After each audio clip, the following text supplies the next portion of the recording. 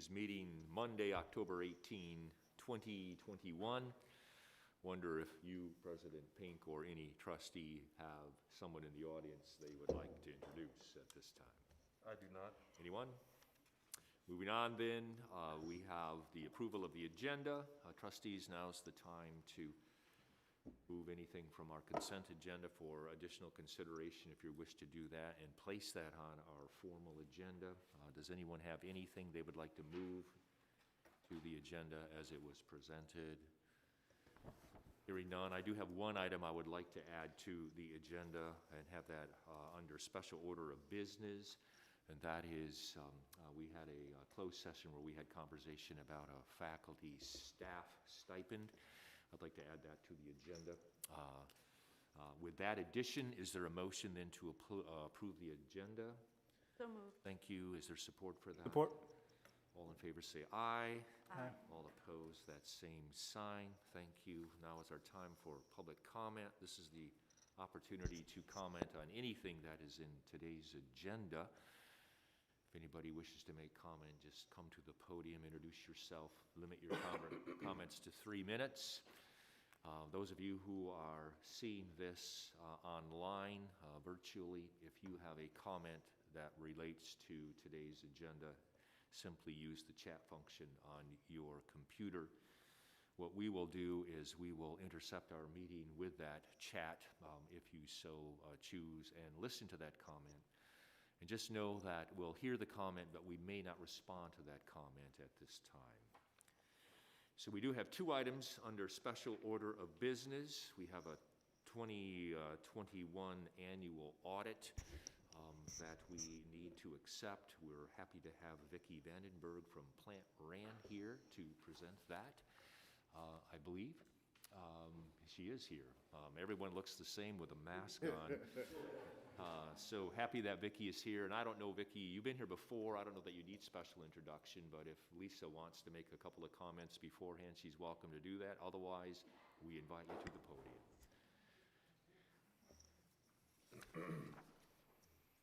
Good afternoon, and thank you for allowing me the opportunity. Would like to introduce both Vicki and Jeff, who will share with you the results of our external audit.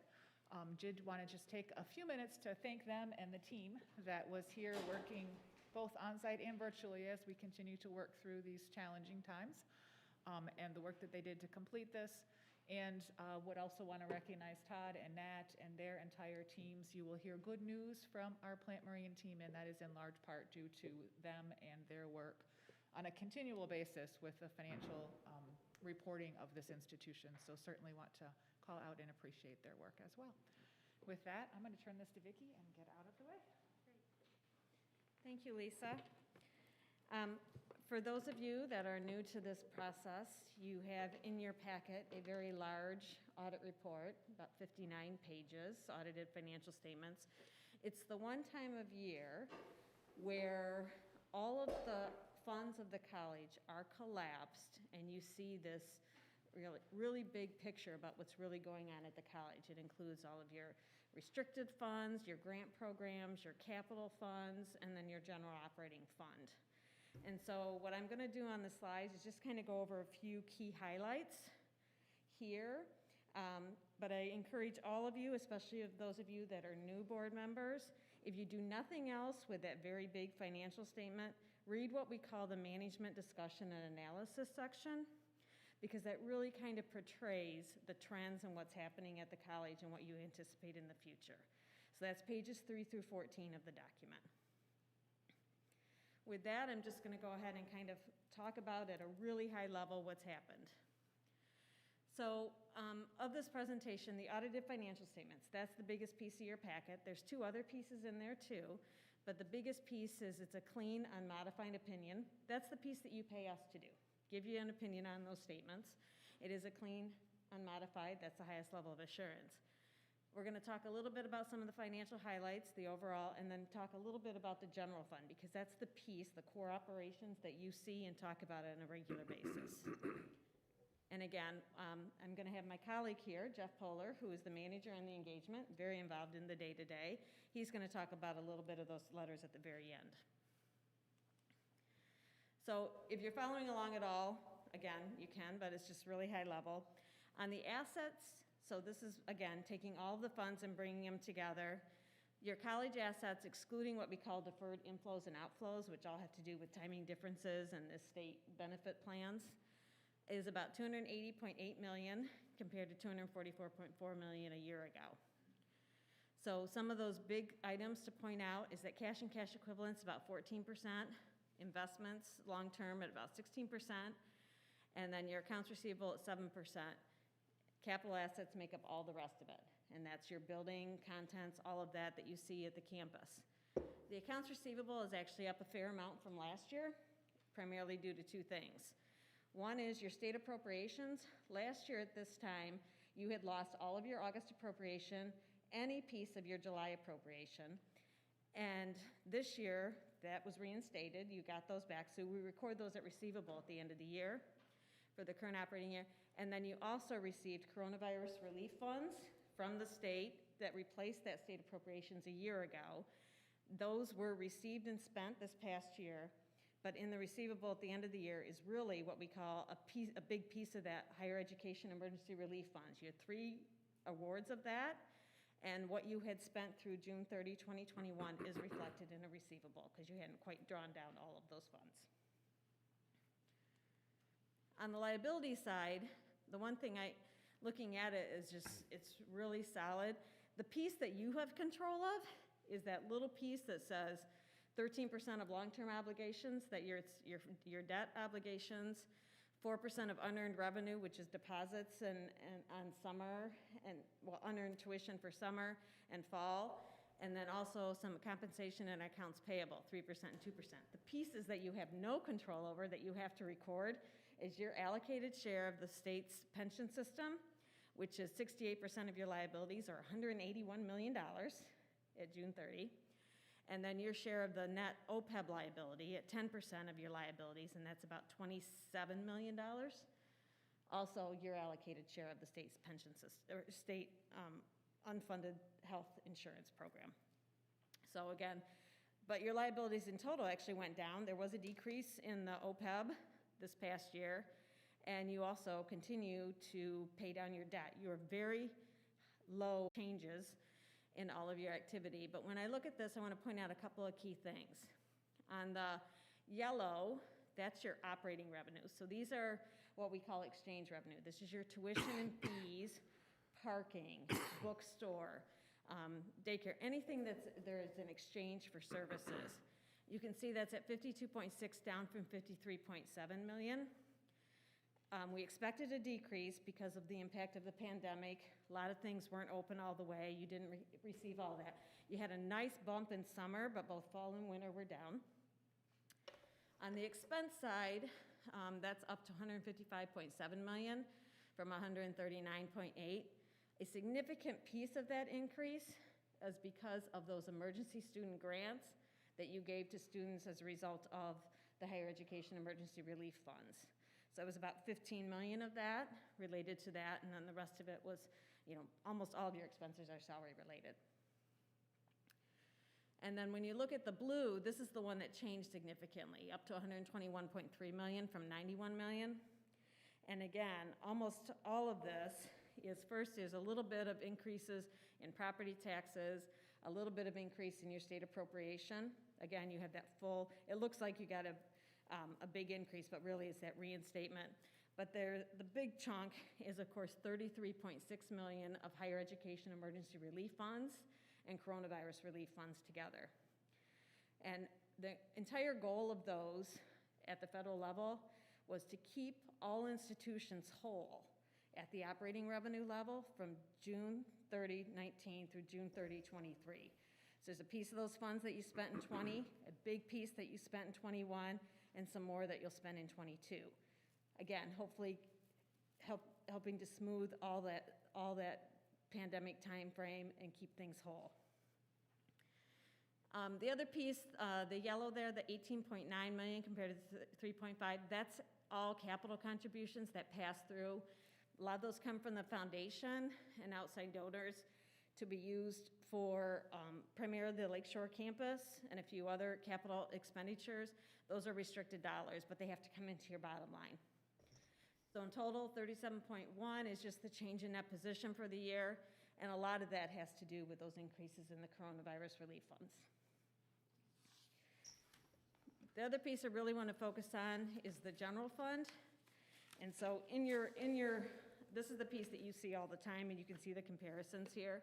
These are all very similar to what we talked about. That tuition and fee number is the gross tuition and fee that was brought down by scholarship discounts, so that's not the actual realized dollars. But when you look at all of that, you can see your net increase in fund balance for the year at about 2.2 million. And so that brings your fund balance at the end of the year at 21 million. And that last percent's not showing up on this slide, but your ending fund balance as a percent of your expenses and transfers is about 18.4%. So there's no rule of thumb there, but anything between 10 and 20 probably is pretty good. If you think about 21 million compared to expenses of 114 million, that's not a huge dollar amount. And again, that's just the difference between your assets and liabilities in the general fund. So with that, I'm going to quickly turn it over to Jeff Poehler to kind of cover the other letters that were in your document and a couple other Vicki, things. maybe before we Sure. do, I'm wondering if we have any questions here in the front from anything so far that you have gone over. Anyone? I just have a question about the net pension liability. Are we going to see that forever? I mean, has the state put a strategy together where eventually that's going to disappear, or is that always going to be here? I would hazard a guess until they find some way to fund that more. And I know there's projections that eventually that liability will start going down, but I think before it goes down, it's going to go up because you're going to have a significant amount of retirees. So I would expect it would, the funding, they're trying to keep the funding so the liability doesn't swing as much. But will it go away? Probably not anytime Probably soon. not. Yeah, okay. So it's just every year we see that same amount. Yeah. Thank you. You and every other community college, K-12, and most state universities across the country all show the same impact. So, any other questions? All right, we have just a couple other quick items. Go ahead. Oops. It's the last slides. Yep. All right, thank you, Vicki. As previously in the audit process, I know Vicki spoke with Chairperson Cucci, and we shared a letter with the rest of the board outlining the plan, scope, and timing of the audit engagement. We are pleased to report that the plan, scope, and timing was executed as previously communicated. We want to extend our appreciation to the management team, Lisa, Todd, Nat. There's a tremendous amount of work that goes into an audit. Complete cooperation was given, and it was a pleasure to work with your management team. One of the items that Vicki noted was in your packet is our letter of comments. If we did have any findings to share with you, that is where you would find those. We are pleased to report there were no findings for us to share with you today. Also included in that letter, it notes that there was one new accounting standard adopted this year. It's GASB 84 related to fiduciary activities. The standard requires that fiduciary activities be called out separately in the statements. However, based on the analysis that we worked with management on, GRCC does not have significant fiduciary activities, and as such, there were no additional disclosures required. The other thing you'll note in that letter is we have a section devoted to sharing some guidance on best practices and industry updates. There are several new GASB pronouncements coming down the road. The least one is probably about the most significant, and we'll be working with management on that going forward. We don't have the time to go through those all today, but you're welcome to read through those, and if you want to reach out to me or Vicki to discuss any of those, we'd be happy to provide any additional information that we can provide you for that. We also do an audit of federal programs, also referred to as a single audit. That has not been issued yet, but we are well on our way through that, and that should be following shortly. The OMB compliance supplement is what outlines the procedures that we're required to perform, and that was released in late August, which was subsequent to our fieldwork timing. There were two major programs that we're testing this year. One is the Higher Education Emergency Relief Fund, or known as HERF. The second is the Coronavirus Relief Fund, or known as CRF or SURF. believe that is all. Vicki, turn back to you. Thank you, Jeff. So again, we'll spend a lot of time verifying that management spent the HERF and SURF funds correctly and reported them, so that's, you don't get free money without some accountability with it. So with that said, that really is the result of our presentation. If anybody has any other Thank you, questions? thank you. Are there other questions that any trustee has for our auditors? I just want to raise again, I think I did a couple of years ago as well, the issue of cybersecurity, which is raised annually in the audit, and how that, I know our IT works on it. I know it also is an ongoing risk, and it's always evolving around whatever we have in place to stop it. It gives me pause that junk email is one indicator of potential cybersecurity vulnerability, because we do get that here. So I just want to sort of put a pin in that issue as something risk-wise that we pay attention to, and I know that you are. Yeah, and Trustee Brunsman, I appreciate you saying it. One thing about our team is that we have gone through at several lengths to make sure our campus, as much as we can, I mean, big campus, and you want to make sure as much as possible that all of our folks are aware that you can't just click on anything you see. And so one of the nice things is that our IT staff, thanks to David Anderson and that whole, his whole crew, have done so much to try to re-engage and instill in our people the importance of how junk mail can truly be one of the worst things you could possibly engage if you engage it incorrectly. And so there's ongoing, they have videos, they have professional development, they have sessions to try to help our folks understand and realize what that danger looks like. But I always appreciate you bringing up cybersecurity, because we can do a whole lot of good things, and we do at this institution, but that's one that anytime Dave Anderson's name pops up on my phone, I'm taking a deep breath. So thank you for that. Anyone else? With that, then, let me accept a motion to accept the audit as it was presented. Thank you. Is there support for that? Support. Any more conversation? All in favor signify by saying aye. Aye. All opposed, that same sign. So thanks again, Plant Moran, and the work that you've done. We appreciate the clarity in your report. Congratulations again to Lisa and her team. We've come to expect this kind of language every year, so don't ever let us down, all right? So we appreciate it very much, very much. So, all right, thanks so much. We have one other matter for special order of business, and I'm going to turn this one over to Dr. Pink. Thank you, Chairperson Cucci. So, trustees, one thing that you heard from Plant Moran is that we have had so many dollars that have come into the institution that have given us opportunities in days of pandemic to help our students. When we've mentioned, we've sent report to you and still have those data that show how many millions of dollars through federal funding we've been able to give to students to help them through this time of need around pandemic. And you've also been aware of the different things we've done around trying to make sure as much as possible, and it's an ongoing challenge, but trying to make sure our facilities are in a place where they are conducive to learning and are able to put our best foot forward when it comes to facilities. We've invested a lot of money into those facilities here these last several years. But I also want to put in front of you the notion of what I would like to present to you and propose to you around how we can make a gesture to, in effect, say thank you to our campus community. Many of us know that among all those investments that I just mentioned, one of the things that means so much to all of us, to our institution, is the investments that we make in our people.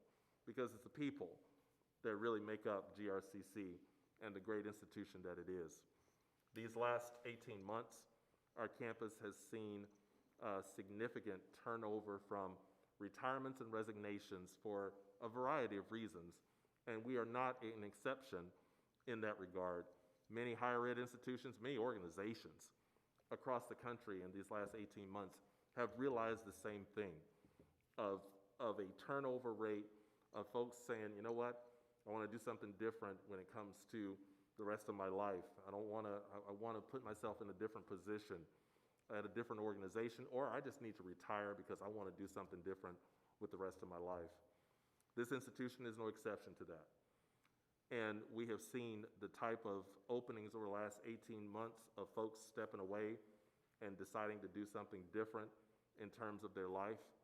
We've seen what I would call a record number that we've never seen before of folks who have left the institution, and that we have then made efforts to find people to work in those places.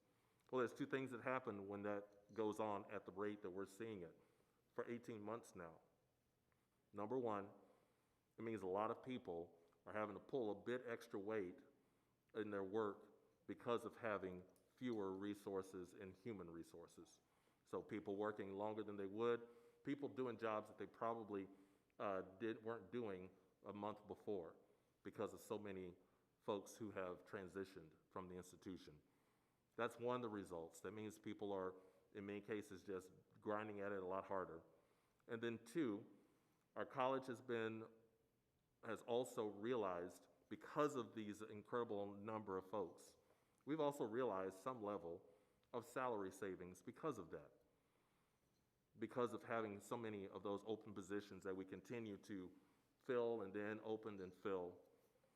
So what I wanted to propose to you today and hope for your approval is that our way as a college of recognizing that very fact that we have a lot of our GRCC family that have been really working at this thing hard, in some cases of being shorthanded, in other cases just trying to figure out how you manage through a pandemic and how you continue to be that lead and that standing in the gap for the sake of our students.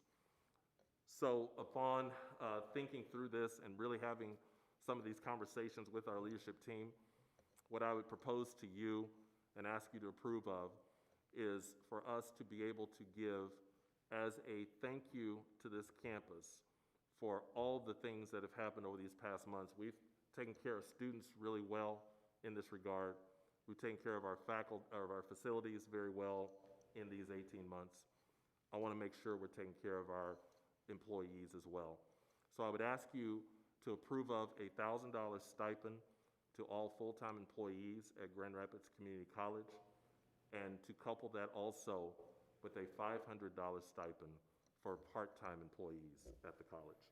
Part-time, and we have mapped out what that looks like as far as adjuncts, contingency, all those things have been taken into consideration. But what this is, trustees, is a way that this college can really say thank you to some folks that across this campus have been working awfully, awfully hard, and 18, 20 months ago were asked to change everything about how they do their work and to think differently about it, and did a masterful job of it, because we're still serving this community at a level that this college needs to. And I would ask that you would make motion and approve of those stipends as I presented them. Thank you. May I have a motion, therefore, to accept a one-time stipend for both faculty and staff as presented by Dr. Pink? So moved. Is there support for that? Is there discussion about that motion? Anyone? All in favor then signify by saying aye. Aye. All opposed, that same sign. So to you who call Grand Rapids Community College your employment home, hidden behind the masks of these trustees in the front here is an overwhelming sense of appreciation for what you have done over the past 18 months. We have seen you go the extra mile, and we appreciate that from the bottom of our hearts. Let's move on to something less exciting. Just real quick, now that you've made the announcement, I'm sure she's going to get calls that says, they're going to say when. So, When? do we have a timeline on it? So that'll be that pay period that you will see in November. So that'll be that November paycheck. Cool. Thank you for asking. I appreciate it. Whenever I hear the word stipend, my ears perk up, thinking that the board someday might get a stipend. I guess that's not this time yet. So let's move on to monitoring reports. We have two of them. Teaching and Learning Monitoring Report. We have Sheila Jones and Dylan Carr here to present. So we're going to invite them to the podium at this time.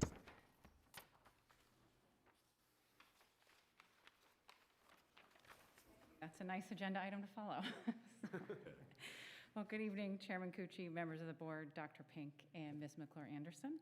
I'm Dr. Sheila Jones, and I serve as GRCC's Dean of Instructional Support.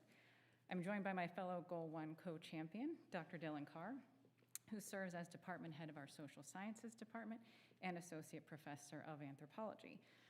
We're excited to be with you to kick off this year's series of monitoring reports in the fourth year of our 2018 strategic plan, and to share how all of our college action projects are progressing. We have 3 college action projects associated with the teaching and learning goal. These projects represent very broad areas with regards to optimizing what and how we offer both programs and courses to students, measuring student learning, and improving online learning. CAP 1.1 started with the 2018 strategic plan and was originally led by Dr. Werner Absinger, Program Director of our Sekia Institute for Culinary Education, and Dr. Eric Mullen, Dean of Student Success and Retention. After kicking the project off and working with their team to conduct a lot of research and make a series of recommendations, both Werner and Eric stepped away from the project as its leaders due to other responsibilities at the college. This project is now being co-championed by Professor Bill Faber, our interim Dean of the School of Arts and Sciences. Bill will be joined by a faculty member to co-lead the project in the near future. CAP 1.2 was part of our previous strategic plan and is in its 5th and final year. Christina McElwee, Associate Professor of English, and I co-champion this project. CAP 1.3 is also in its 5th year and is led by Dr. Megan Lockard, Assistant Professor of English, and Bill Knapp, our Executive Director of Distance Learning and Instructional Technologies. These 3 college action projects, or CAPs as we refer to them, represent over 50 faculty and staff members volunteering their time and energy to further Strategic Goal 1. The next few slides will highlight each project and also provide an update as to our Goal 1 indicators of success and ways you can help support teaching and learning at GRCC. For CAP 1.1, as you can see with the goals and activities on the slide, this team has been undertaking comprehensive reviews of our student needs for course delivery. While the project was on hold for a period of time while the provost worked with the original project co-champions to identify new leadership, the team's work was impactful and helped to inform our approach to course scheduling. As we mentioned in our update last year, the team shared insights from their research with our academic departments within our 2 schools, the Schools of Arts and Sciences and Workforce Development. This was especially important with our previous and current context with the pandemic, as CAP 1.1's research supported course and program delivery as we provided teaching and learning in more distance formats from March 2020 to the present. Dean Faber and our provost provided the updates on the team's current activity that you see in the slide. The focus will be to work with previous and new team members to implement updated schedules, advise students based on those schedules, and create a communication plan for students that outlines the new opportunities GRCC is offering to better serve their needs. CAP 1.2 focuses on assessing learning outcomes in our general education courses. For our audience members who are not as familiar with general education, these courses are the foundational courses all students take in our associate degree programs. They include requirements in English composition and communications, humanities, social sciences, and natural sciences and mathematics. This CAP is unique from some of our other college action projects, as it is also a project for the Higher Learning Commission Assessment Academy and Quality Initiative. The Higher Learning Commission, or HLC, is the accrediting body for our institution. We graduated from the Assessment Academy in June and will complete the Quality Initiative project, which is a requirement for our accreditation, later this academic year. Here I do want to pause and give a major shout out to my co-champion Christina and our team. When we completed the academy, we received feedback that our project was a Model 1, and the HLC staff highlighted how we've leveraged our existing faculty expertise, curriculum development and assessment processes, and what we've learned over these last few years to create a sustainable plan for general education learning outcomes assessment with a focus on continuous improvement and relevant curriculum for our students. They even sent us a little folio with a certificate on the inside acknowledging the work we had done and this graduation. So we were very pleased with this feedback. That's pretty high praise if you know anything about HLC and assessment work, and we are very excited for that. I want to congratulate Dylan, who also serves on this team, and our colleagues for that acknowledgement and achievement. And CAP 1.3 seeks to expand and improve outcomes in online learning, which includes our 4 distance learning formats: online, virtual, hybrid, and face-to-face. One of this team's goal is to to improve the overall quality of our distance learning formats. We do want to stress, though, that we believe our faculty have been providing quality in their distance teaching and learning for as long as we've been doing teaching and learning at GRCC. So what we're doing here is continuing to align to the National Quality Matters standards and best practices that we mentioned in last year's update, and with all that we have learned throughout the last year and a half. The CAP's current activities are listed here, and they emphasize our continued commitment to leveraging our previous expertise and success with distance learning to provide training that is current and relevant to our teaching modalities, and that our distance learning content is reviewed on a regular basis. Again, this continues the extensive training and professional development to support quality online teaching and learning that we have provided at GRCC for years. This type of training and support is the hallmark of our distance learning and instructional technologies and Center for Teaching Excellence areas. We're proud of the work that we've been continuing to do for faculty and students. Here I want to acknowledge Bill Knapp, our Executive Director of DLIT, and Laura Kennett, our CTE Faculty Director, for the work that they have done with their faculty and teams to ensure our faculty's needs are met. I'll now turn the presentation over to Dylan for an update on our indicators of success. I also want to take this time to be the first in line to say thank you for making acknowledgement of all the people that make the college work. So I do appreciate all the efforts to make us feel valued as part of this institution. So we've been monitoring the teaching learning goal via two separate indicators. They kind of work in concert with each other. The first indicator is a measure of student satisfaction of our curriculum. The second would be an indicator about overall course success, particularly as we're defining it within our top 10 gateway courses. So the first indicator, which we update with college-wide surveys of students every other year. So we flip-flop between the Noel Levitt survey and the CESI survey. And so last year we presented on the data from the previous year's Noel Levitt. This year we're looking at what the previous year's CESI survey provides it with this. Now, it asks a variety of questions across a number of different avenues of the college. We pull several of those out that relate specifically to curriculum and instruction and student perception of that. I like this indicator for that reason is that we get sort of a sense of our student experience of our curriculum, which is sometimes different than a faculty experience of it as well. And so by taking those questions out, we can calculate a sort of a value off of that within the scale. Here, I think it goes up to a 4-point scale. And overall, with those sort of subset of questions related to curriculum instruction, our overall student satisfaction remains very high. And it's been consistently high throughout our presenting on this indicator the last 4 years with this monitoring report. And so as you can see, even in this past year, we've actually gone up a little bit compared to our baseline numbers, and we're remaining really, really consistent with what the national benchmarks are with this. So when we start looking at student satisfaction, what we're able to see is that our students are continuing to sort of see high marks and high value in the curriculum that they're encountering on a day-to-day basis in their courses.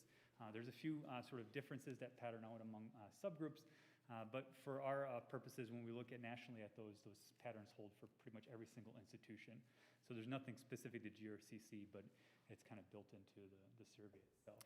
So Dylan, is that, so the 2.9 reflects student attitude for both delivery and the courses available to them, or do you disaggregate those two? It's all aggregated. It's all together. aggregated. So there's only like one question on each, so it doesn't provide you with enough I sample see. size to break Okay. those down for individual kind Okay. of selections. So to give it a little bit more sort of robustness, it's an aggregate score. Thank you. I have a question about sort of this granular comment at the very bottom on the right. The highest ratings by Hispanic, Latino students and female students, and the lowest by male, part-time, and white students. Have we done anything to try to drill down and understand why that is? Again, as I said before, that's a national pattern. And so I don't think it's anything specific to our students per se, but there's a couple different hypotheses on sort of why that sort of takes place. There's some degree of subjective bias that comes in terms of individual responses. So some individuals feel more comfortable rating negatively or positively. And so there's a lot of sociological research on those types of subconscious types of behavior in here. So that might be one reason why you see those differences. Another might be just something specific to college curriculums that white male students don't find as satisfying as other sort of populations. But again, that's not anything I don't think specific to ours. That's literally a national trend. And our benchmark patterns out same as any other community college with that. So. Thank you. I got the clicker. So I'm piloting here. The second indicator we've been using then is looking at overall course success.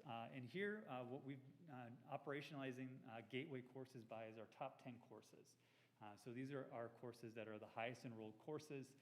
We have large numbers of sections. These truly are gateway courses that the vast majority of our students come through and encounter in some way, shape, or form in here. And so when we look at last year's fall 2020 course success rates, we were at about 67% as a course success rate, which is unfortunately substantially lower than what the previous year's 3-year baseline, which would be at 70%. To the extent that it's actually into what we would define as an actionable level in here. So I got sort of good news and bad news, I guess, with this. And so the good news is that when we look at the composition of the top 10 courses, we've seen some slight changes over the 4 years that we've been given this monitoring report. Those changes reflect a lot of adjustments we've done to our advising approach and our approach to getting students into courses early on in their college career, namely the Academic Pathways Initiative. And so the top 10 courses we have now are truly gateway courses. A large number of our introductory math, English, biology courses that are foundational to most of our programs are in there. So that's the good news, is that we've actually started seeing, artifacts of some of the other sort of changes that's gone on. The bad news is that our course success rates have dropped noticeably below the baseline from last year. Now, at this point, we need to start try to figure out why in there. So there's a number of different ways we can start looking at this. One, we could talk about this as being sort of an internally driven thing, in the sense that if we're changing out the top 10 list and we have a new course added onto that have some sort of effect on it.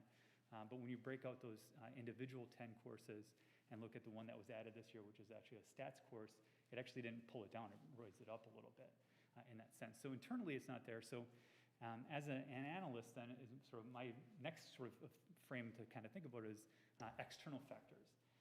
And I kind of was sitting here just trying to figure out what could possibly have happened during the fall of 2020 externally that might have affected our students in there. And so what I think we're seeing is an artifact of the global pandemic. And in fact, I'd probably be a little bit more suspicious if I didn't see the effect of that in these data in here. And so at this point, we're redoing the new strategic plan, and so it's going through the strategic leadership team's process of here. So we have an opportunity now sort of really figure out specifically what were the issues. We can put out some initial hypotheses. I looked at some of the data just to kind of just start sketching out sort of additional ideas, and one of which was withdrawal rates. So when I look at withdrawal rates among the top 10 courses, they range between 5 and 15%, but when you run a regression for that, the R-squared value of it's about 0.052, which explains about half the variability in there. And so in that case, what you're seeing is that the number of students withdrawing from courses in the fall 2020 seems to have had a noticeable impact in the overall percentage of course success rates. Again, that's not to be unexpected. And so to give you an anecdotal thing from my own classes, that's something I witnessed in my own classes, is I had a number of students we shifted all of our anthropology classes to online from a majority in-person classes. I had a lot of students that just simply didn't finish the semester for a variety of different reasons in here. So that becomes sort of some of the issues that come with this. I don't have full answers for you with that. I wish I did, but I think this is at the point now where it's concerning. It'd be nice if we can get some sort of broader benchmarks to kind of think about what is the effect of this, but going forward then is that we obviously want to sort of try to find ways in which we can sort of mitigate this. And so this ties into So some when of we the... look at that first, that column, is there, what's the, this is all of our local information, right? What's the national benchmark? I don't have that. They don't have national benchmarks for course success percentages that we can draw off of easily. And I think sort of that's a good question to ask. I think an easier benchmark to do would be starting to look around to community colleges in Michigan to see if they've had a similar effect. And in fact, we might even be looking at good news without that context here. So if the trends among community colleges in Michigan was a 5% drop and we only had a 3% drop, it looks good. So I think that's a great question to ask, and that's definitely one of those ones to try to get some of that comparable benchmark data. You know, relatedly, I keep thinking about or wondering about where some of this data overlaps or intersects with programs like, is it ALAS, Achievement for Latinos Through Academic Success? Like, how are you seeing the impact of programs like that on this, and or with that first tile you were showing and the question that Trustee Kathleen asked? It made me wonder if some of the numbers were about the percentage of the sample size, the number of the sample size, or the overall percentage compared to other groups. Sample size or, so Are you talking about the course success rates one or the satisfaction one? Both. Because Like both of them. this one right here, I was wondering the impact of specialty programs that support different students and how it's supporting stuff like that. I think I'm just cutting or drilling down to GRCC's campus and where you see gender, race, ethnicity, how some of those specialty programs help this or how it's considered in the analysis. So of this. when we do look at some of the specialty programs, the one that comes to mind is a couple years ago looking at the data out of ABO, which was our African-American student sort of program, is that they really were having a very demonstrable effect on outcome and success. So the issue there is not that the programs don't work, it's the scaling those programs up that becomes of it. And so we do have a number of quality sort of programs to come around students and support them. Sort of the steps or the difficulty that most colleges face then is scaling those up to make them sort of having a bigger impact on here. So when we're dealing with smaller number of students compared to like all of our students as a whole, it doesn't have, I don't think, have that like significant enough sort of push on the data, even if it does make a difference on those individuals in terms of their experience. And that point, even further of what Dylan was saying, Trustee Lovely Mitchell, is in this year of that's being looked at. So in year of pandemic, because of how much and how heavy we were in online and virtual learning, and the very few students that were on campus last year, you had fewer students. I think if Dr. MC would also attest to it, we had fewer students who were coming through some of those programs because of just, are you doing virtually? Well, some may, but not the kind of scale that we're used to seeing. So to Dylan's point, as we can start having more of digging out of where we've been with the pandemic, we do think both of these slides, both indicators, I do believe that those both will start getting back to the first one, being at a 2.9 and really in a good benchmark. This one, I think, will start growing again based on not only how we can get these gateway courses back into some of the more normal delivery patterns, but also as some of those affinity programs continue to get their traction again, and we would hope that we'd see this. But if we don't, then that's the beauty of this whole. That's what I love about the whole CAP piece, is that you have specific groups at this institution that see these things, and instead of just kind of sitting back going, boy, I hope that changes, we have strategic goal leaders and CAP projects that can look at these things and say, wait a minute, what do we need to be doing about this? And bringing those heads to the table on those CAP teams to say, what's the application we need to make here to get at this? So it's a system that is designed to look at this kind of thing, and under leadership like Sheila and Dylan are able to say, let's get at this to figure out what's the application needs to happen here. And that's where I hear Dylan in saying, here's where we are on that. It's time to get at this and say, as a CAP team, what do we need to do to get at this, and all the factors involved. Also say something about indicator 1 or that previous tile, that last point. Is that sample size or what would you say about sample size with that last paragraph? The highest ratings are given by blah, blah, blah, blah. That's just sort of the overall sort of number. So for, say, Hispanic or Latino students, the number would be like 3.2 instead of 2.9, but the sample size is big enough to be able to parse those subgroup differences out, and particularly with the SESE survey. I feel like the number 13% in terms of response rates coming to my head. Hopefully I'm just not pulling that number out of nowhere, but it's a high response rate for a big survey like this, which gives us a lot of confidence in particularly the indicator 1 data in here. Obviously the indicator 2 data has a lot of sort of validity because we're serving our entire 100% of our courses with this as well. And so again, as the analysis part points out as well, is that our non-academic foundation program course success rate decreased from 76% to 73% the previous year as well. That suggests that there's some sort of broader factor affecting both gateway courses and our non-gateway courses, which again is another indicator that suggests it's a broader sort of pandemic-related one. And so again, as we said, we want to kind of build upon this with our continued update with the strategic plan. One of the things that we can look at then to kind of take away from this going forward is starting to rethink which CAP projects that we're going to be sort of implementing for the new strategic plan. And so particularly with the Assessment Academy, the HLC Assessment Academy sort of CAP, that one's phasing out because we completed the academy successfully. And I think that gives us sort of a lot of insight in terms of our curriculum and our lining up our delivery programs. In addition, our online sort of learning provides us with additional ideas in terms of how we're structuring our curriculum and curriculum delivery. And so with that, being able to kind of start looking at where exactly sort of we see the biggest drops in course success rate during that previous year then gives us an idea of, we have a set of best practices then of where we might have seen that sort of decline being limited, and can we start pushing those out now to our entire sort of curriculum as a whole to kind of start mitigating some of those effects in here. So I think the old saying is that negative data is still data in the sense that if we can figure out where stuff's gone wrong, then obviously we can sort of have an idea of where solutions can be directed with that. So one of which is obviously the broader sort of programming side of it, which is the first bullet point up there.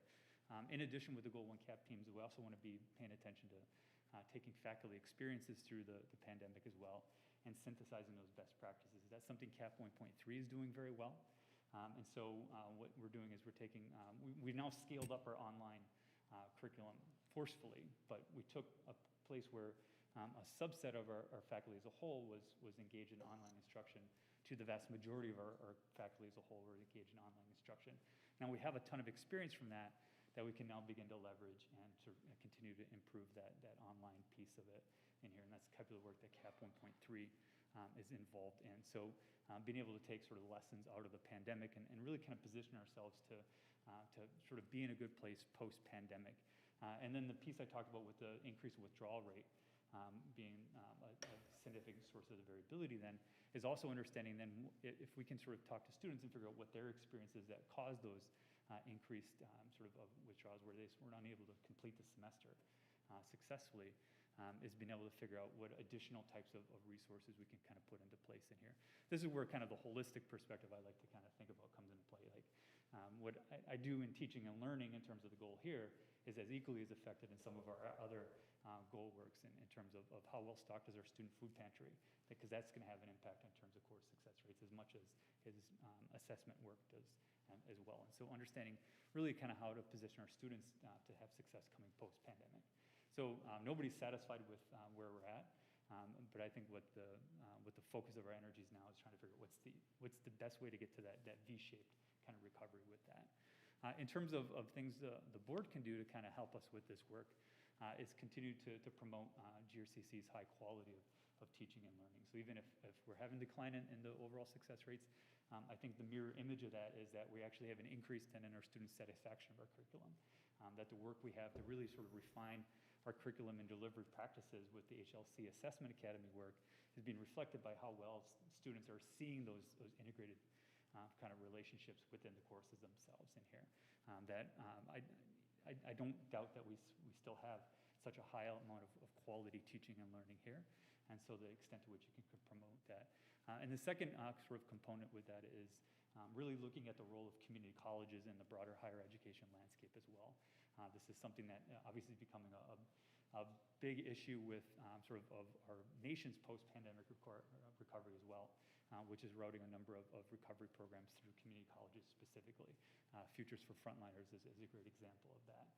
And so as we're getting more individuals coming back into education via the community college system, doing work to really sort of create the narrative around it that they're coming to real college, not to some second-rate type of halfway to college, I think is very, very important for successes of programs like that going forward as well, because once you create those sort of changing sort of attitudes around it, then you get a lot better buy-in, and that sort of also results in sort of completion through the end of the semester. And I think when that happens, we end up with increases in course success rates. So thank you, Sheila and Dylan, for the informative report. We do have opportunity for more questions if there are any yet from trustees. I just want to quickly say this, because I did ask drill down questions, and when you value something, you ask questions of, and I appreciate the use of data as something formative, so you know how to adjust to better support. So I appreciate the process and your response to my question. So thank you for all that you do. No, and I definitely appreciate the question, because Yep. data is just numbers until you have the right questions to ask of it. And so Absolutely. If we're asking the right questions, we're going to get valuable Right. information out. Go ahead, Daniel. Yeah, just to build on that, I had the opportunity to sit in last week on the meeting, and I just continue to be amazed by this process of 70-plus people on a Zoom call, and the presentations and the indicators and the conversation, and then sitting in some of these breakout conversations. I know that the two that I was a part of were really in depth. We got into this really interesting conversation around early success in your first 15 to 20 credits, and how that might lead to, and connect with these 10 courses, but just being able to unpack that and participate, but also just witness so many people coming together and so much depth around data, and really pushing and pulling with the information. I just continue to be amazed by that, and thank you all for your work on that.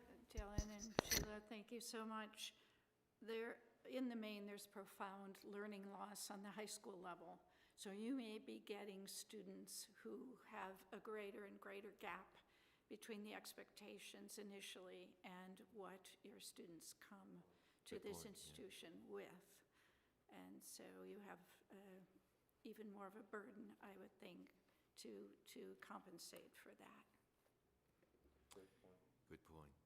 So again, the two of you, thank you so much, and we're going to let you guys go back to work, and we will look at more mundane things like finances from our CFO. So thanks again for your good work. Thank you. Yeah. Lisa, it's all yours. It can be exciting.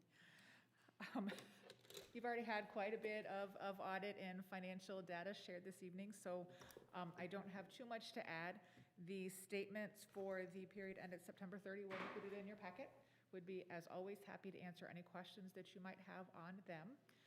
Would like to point out just a couple of things. We do have a state aid bill now. We did not last time we spoke. That bill, unfortunately, if you will, does have a 1%. We got, based on performance, a little above 1% increase in it. For us, that's about $221,000 However, that is one time. The state has incorporated that as a one-time operating increase, which makes it very hard for us to plan moving forward. Interesting and a bit of a concern. In addition, they did include the $736,000 one-time, I'm going to call it a makeup payment, that is, as Vicki represented, really related to a prior year issue. So that is an additional one-time payment that they are passing through to us for this fiscal year. No ongoing operational funding into the future at this point. Do have good news coupled with that, however, our enrollment for, and Vicki mentioned this as well, for both the summer, first and second summer, so second summer rolls into this fiscal year, as well as fall, is up above what we had projected. So we will see increases in revenue related to both summer, second summer, and fall enrollment. So we'll bring you additional information culminating in a mid-year budget adjustment that comes to you in February, but certainly wanted to keep you apprised of that. Thank you. Good news. All that I had. Maybe this goes to Dr. Pink, but good news on enrollment, is that something we're seeing nationally, or is this something that is different in Western Michigan? It's interesting because I have had colleagues that have told me that they are seeing an increase. I was at the Associated Community College Trustees Conference last week and heard colleagues tell me that they are down from last year, and last year they were down because of pandemic. Okay. So I'm really seeing kind of a potpourri of what that looks like. Here in Michigan, we're seeing a little bit of all of that as well. I think most of my 27 colleagues are seeing a bit of an increase, but also remember that last year was a little bit lower bar because of how the 8 to 10% of a hit that we took last year. So to be ahead is a good thing because of how we budgeted, but we're still looking at 2 years ago, and we're still down Oh, from that there. number. Okay, got it. Yep. Anyone else? Once again, Lisa, thank you so much. Moving on to a few updates. We do have a new Student Alliance president who's with us this afternoon, Brandon Burke, and I'm going to invite Brandon to the podium. Good evening. Thank you for having me here. It's my pleasure to stand in front of you guys today. First, I want to start with a quote I follow. If your actions inspire others to dream more, learn more, do more, and become more, you are a leader. That was said by John Quincy Adams. Once again, I'm Brendan Burke. I'm the president of Student Alliance for this academic school year. Quick thing about myself. This is my final year at JRCC, where I'm going to school for communications and social media. So I want to just pursue social media, help run social media accounts. And last year I was on Student Alliance as well as the communications director. Okay. This year our team involves Airselling Mariquin as our external affairs director, Brandon Van Wyk as our operations director, and Rebecca Clapp as our communications director. This year our team is working to make JRCC a fun-filled school and workplace at the same time this year. For this year, we had a few town hall meetings already. Our first town hall meeting, we approved of our annual budget, and it passed unanimously with many positive reviews. From there, at our second meeting, we had Phi Theta Kappa come to give a special presentation about the mental health survey. They gave a mental health survey around different students and staff, how they felt about coming back to college, and they shared their findings with us. And this past town hall we had different student organizations come out to present about their respective organizations. We had a good turnout. We had about 7 to 8 different organizations show up and just getting involved. And our next town hall meeting will be this Thursday, and we're gonna have a special presentation from Arbor Circle in Grand Rapids and the GRCC Get Help team, just to talk about different resources students can use and be aware of. And we are still planning a few more town halls and special events in town halls with different speakers. Like for Veterans Day, we're gonna have the Veterans Center come out and present about their new Veterans Center and student veterans. And once again, thanks for having me at this meeting. It was nice to be here in front of you guys. I'm open to any questions or comments at this time. Good to have you with us here. Thank you. Any questions for Brandon at this time? Go ahead. I think it's pretty awesome that you're spotlighting wellness and that you're bringing in those speakers to help folks remain healthy, get healthy, because I know everyone has gone through a lot, so kudos to you all. Yeah, I was going to say something right along those lines. I have a college student in my house, and the past 18 months have been a challenge, so thank you. We've said this before, and it's worth repeating. You guys never underestimate how important you are to the fabric of this college and what you guys do. We notice and we appreciate it very much. And so thanks for all the volunteer hours you and your team puts into making this place home for so many students. So with that, we look forward to seeing you again. We don't see every month, but please stop by and see us when you feel it's appropriate again, Brandon. We'd love to hear updates. Okay. All right. Thanks so much. Thank you. Moving along on reports, Dr. Pink. Thank you, Chairperson Cucci. I'll say, Brendan, thank you. Appreciate you. And looking forward to this year.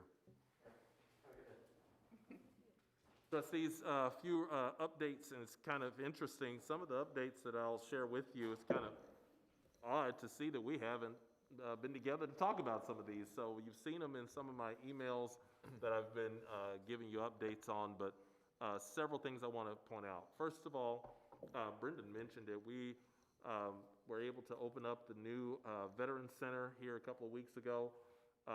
We're just honored to have Representative Peter Meyer come and speak to at that opening. Patrick Coleman, our new Veterans Coordinator, has hit the ground running. If you haven't been to that facility, it is in this building if you have time when you leave here. Down in G2, beautiful facility, beautiful space for our veterans to interact and connect. And so thank you to those of you who were able to attend that open house. Also, it's kind of funny, I don't know if I had mentioned it, but we, again, our connections with the industry of rock and roll continues. Our workforce training area under the leadership of Julie Parks, again, for the third time, securing a grant with the All Within My Hands Foundation, which is the rock group Metallica, their foundation, GRCC being one of 10 schools in the country to be picked a third time to receive funding to help get more folks into skilled trades. And Julie and her folks are continuing to steer that. So that was great information. And again, another opportunity at national recognition with that national brand of Metallica. You may have seen, have struck a really cool partnership with GRCC, Blue Cross Blue Shield, and West Michigan Works. That is working with Blue Cross Blue Shield to develop a health insurance agent apprenticeship. That apprenticeship program getting up and running already. Again, thanks to Julie and her team for working over the last couple of years with Blue Cross Blue Shield. I've personally been having conversations with their president, Jeff Conley, over these last couple of years saying, what could that partnership look like? How can we help you? Now that has come to fruition. So looking forward to what that looks like and standing up that apprenticeship that I believe should gain legs to help some other providers as well around that level of training. So awesome information there. On the athletic front, if you can, send a congratulations email to women's volleyball coach, Chip Will, to secure 400 wins here at the college. And in those wins, many conference championships, one national championship. Lori, my wife, and I were able to attend the game where he won his 400th. Fun to watch. If Dale Nesberry was sitting in here, I'd say it was fun to do it against Muskegon. So I said it without him in here. But that was an exciting game, and big congratulations to Chip. Since that time, he's only gone on to, I think, number 402 and 403 by now, so he continues to roll. If you're driving on Ransom and Fountain, you will see at the ATC on the corner a whole lot of construction going on now. Fencing is up. Now the creation of the Secchia Piazza has begun. Very exciting construction. That will be a beautiful space. You will remember it's that outdoor space right outside the Heritage that was a patio area. That will become the Secchia Piazza. When that's done, friends, it's going to be a beautiful, beautiful facility. Big thanks to our good friend Peter Secchia, who prior to his passing said, I would love to help finance and have this happen. And so his funding going toward an area that he loved so much, which was this institution and our Seki Institute for Culinary Education. So bear with us while the construction goes on, but the result will be great. Big thanks, I'm glad Dr. Mullins is in the room, and a big thanks to her and her team for working so closely, not only with Peter, but also just continue to work with the family and making sure that that space is reminiscent of what he would have wanted. So thank you to Dr. Mullins. And then the final thing I'll tell you about, Dave Murray is in the room. You get a chance, say congratulations to him.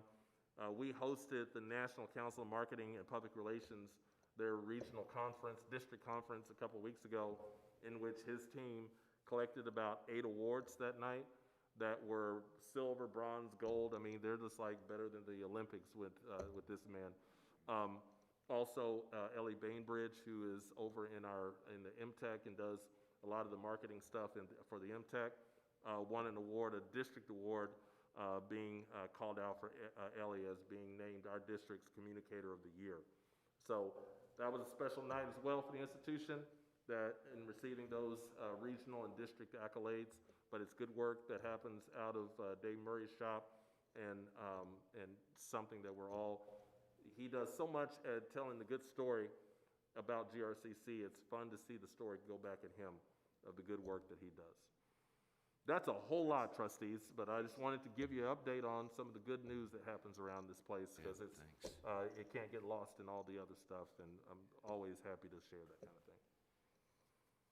I don't know how many ribbon cuttings we've had so far this month, but I'm hands are kind of looking forward. I'm looking forward to another ribbon cutting here. So, great times. Thanks, Dr. Pink, for that report.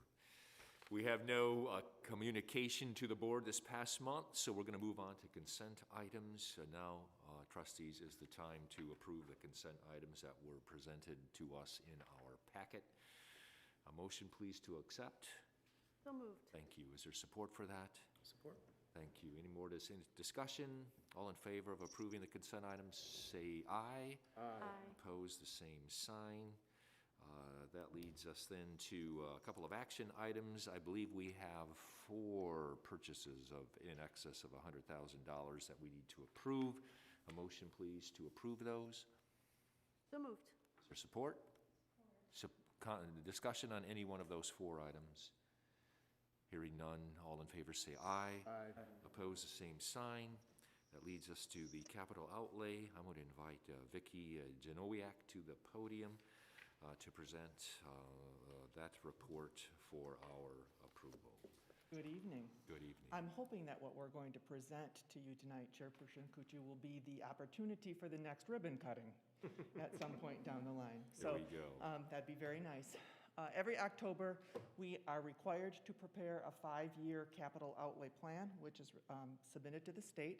And I am here only to present this on behalf of several of the colleagues that contribute to this. So Provost Knettel in the academic leadership team, Jim Van Dockenberg in the facilities team, Erica Bolig in IRP, Kathy Kubiak in HR, and a lot of the data. So the 5-year plan, which was in your packet, is really updated annually. It's a comprehensive look at how are things going at the institution, what are the trends in instructional delivery, what's happening, what's new, what opportunities do we have, and then how are our campus facilities prepared to support that. And there's lots of other data in there as well. So the plan has been updated to indicate that we had 4 ribbon cuttings this year, and we opened the Lakeshore campus this year, but we still have deficiencies on this campus. So that leads into the second part of the annual process. So the 5-year plan is required to be submitted, and then we can opt to participate by submitting a funding request to the state for a cost share consideration. So the last capital outlay project we had that was active was the addition to the ATC, which is completed now. And we are asking for your approval to submit the Learning Resource Center, where the library and media and ODEI is, as the next request, our #1 priority for state cost share consideration, and so that would go in then as part of this annual submission. The LRC renovation would be as Jim says, it's going to be a total deconstruct. because it needs that. And then at about a 16,000 square foot addition to improve the curb appeal. Those of you who were part of our 2020 Campus Master Plan effort will remember that the LRC was identified as one of the first renovations that we should consider in that master plan. And so we're pleased to have to put this request together and have you consider it. It would then, pending your approval, get submitted to the state by the end of the month of October. The plan needs to be posted on our website, and then the actual funding request gets submitted through a special state system, but would also be posted on our site, and it's for the state's fiscal year 23. So trustees, this is an extension of a master plan that we approved some time ago. It's the next step in that plan. You heard Vicki ask us to approve not only the report, but embedded in that report is a funding request to the state for the Learning Resource Center. Is there a motion to approve this as it was presented? So moved. Is there support for that? Okay, now conversation, if you have other things, Vicki, that you wanted to go through. Answer any Nothing? questions, Okay. or We'll respond with most of the team questions. Any? members are here, so. I remember when we applied for the ATC, and I can't recall, what is the, does the state have a certain number of these that it grants? Or what's the evaluation process? How do we know whether we will be approved for this? You want to take that one, Dr. Pink? Please. So, Trustee Brunsma, what happens is that typically the state capital outlay, around capital outlay, will ask institutions, do you have, what does that look like for you? Now that it's been, 5 years now, Vicki? About since we originally submitted the ATC. Yeah, It's a lengthy so process. now it's about that time, state kind of looks at GRCC and says, you guys have anything? One thing that we know is that that LRC, as what we have now, it reminds me of several years ago when I came to you guys talking about making sure we can finish the renovation of Finkelstein Hall. Because what I told you then is that Finkelstein Hall looked a lot like our students' parents' high school. And we needed to bring that up to a standard where students could look at it and say, that looks like the college I want to go to. Project done, thanks to folks like Vicki and Jim. The LRC is kind of similar to that. The LRC right now very much resembles your library that you and I went to. This needs to now become a learning resource center, a true center that is brought up to the standards that we're looking for, that would also support our media services at a great level, and that our Office of Diversity, Equity, and Inclusion, housed in that as well, would be able to celebrate as well. So what happens is that the state will then look at all the projects that are submitted, and then the state being, it's the legislature, there's the committee work that happens. They will decide what that looks like, who gets funded. They'll look at the project specifically. Some things, it depends on what happens as to what they're looking for, but they will decide who gets into that round, this coming round of capital outlay. If we are approved, we are still a couple of years away from when we would even break ground because of all the checks and check boxes that need to happen. We're probably, 2 years away from even being able to, for us to gather together and put the shovel in the ground. And so, till that point, but once they are decided and once all that goes through to fruition, the way the capital outlay works is that the state, of whatever that dollar figure is, the state would pick up half of it. So they would pay half, GRCC has to show that you have capacity to pay it, we would pick up the other half. And so, once we get this submitted, if your approval is there, then it goes to the state, and then honestly, it is such a year-to-year thing, because they may approve of it in November and say, GRCC, you're the one, but then depending on state funding and other things that may happen at the state, it could get held up, or it could be readily approved, or it may just get wiped out totally. So it just depends on how that looks with the state. What's the fastest it could be approved? Approval would happen very soon. Well, the initial step, once they go through, is they approve that, Lisa, the timeline would be in the They would look at it as part of this upcoming budget budget cycle. for an initial planning grant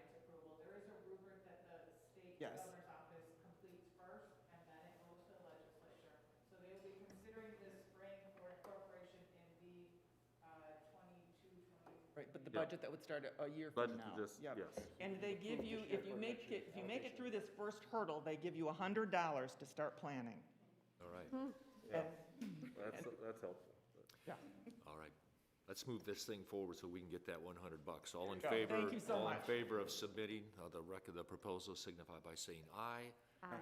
Oppose that same sign. Thank you. Thank you. Vicki. Yeah, thank you so much. We've reached the time in this meeting for our final public comment. Here's the time. If you have anything you would like to address the board on any matter that relates to the college, you can do so at this time. Same courtesies apply.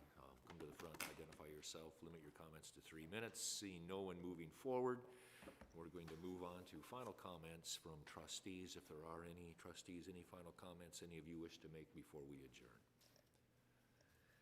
I was at a women's conference. I actually happened to see one of the other trustees there too, and there was a nationally known chef talking about her experience with the Food Network, and she mentioned that she was going to have a stint with GRCC. And I don't remember the woman's name, but the beautiful piece was this woman has been vetted nationally and thinks highly, as do we, of GRCC staff, and was going on to talk about how she was going to spend time here with the students and how excited she is. Like I said earlier, I continue to be impressed. I ask questions because I care, goes to that one leadership guru who talks about, great is, or good is the nemesis of great. I love the way that you all look at your data and your processes and adjust.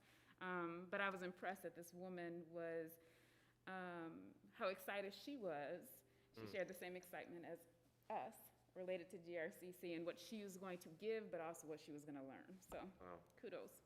Thank Find you. out I'd love to know who that is. That's Okay, awesome. I'll try to figure it out. Anyone else? If not, this meeting is adjourned. Thank you very much. How are those Texas trips going? We're going to Colorado this weekend, and he's playing there. And he had the string rubric where he could get B's and H's for A's. One of her And he's speakers. been getting all B's and H's. Wow. And so we'll talk to this